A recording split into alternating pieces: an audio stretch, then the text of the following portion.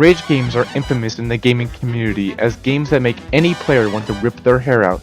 Rage games can come in many forms, such as trolling the player like in Mario the Lost Levels, having to remember a lot of information from various boss fights in Cuphead, or just being insanely hard like in Super Meat Boy. These three games are iconic in the gaming community, and for good reason. However, there is a less known game that I would like to replicate that does all these three things almost perfectly. Rage in Peace is a game that is solely made in order to rage the player as much as possible.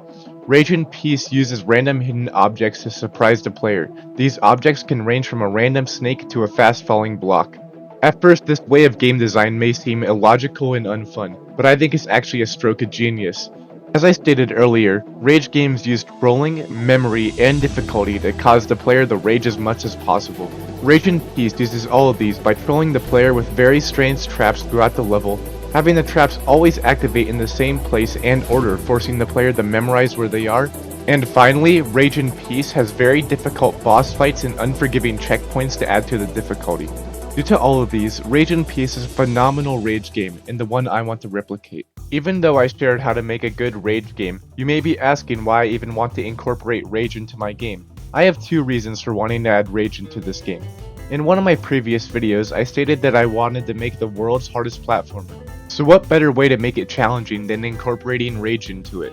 Secondly, Rage games cause a lot of emotion into the players who play them.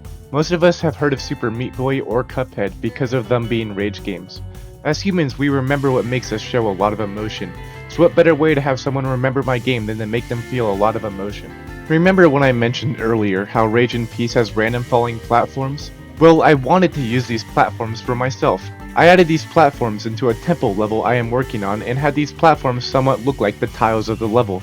Each of these platforms fall at different distances from the player and each of them have different fall times. Some platforms can be really fast while others are very slow. With these platforms, it first trolls the player by being unpredictable with the different ways it may kill the player. Second, the player has to memorize where each platform will fall and what they have to use each platform for. And finally, these platforms add difficulty by requiring precise platforming in order to get past them. In all, I think these platforms are a perfect addition to my temple level and make a great mechanic for the Rage I am trying to incorporate. Even though I made these platforms, I do want to add other troll-like mechanics into this temple level. This level is far from done, and if anyone has an idea for a new mechanic, I would love to hear your thoughts and maybe incorporate your idea into the level. I will try to send out another devlog soon, but until then I hope you have a good rest of your day and thank you for watching.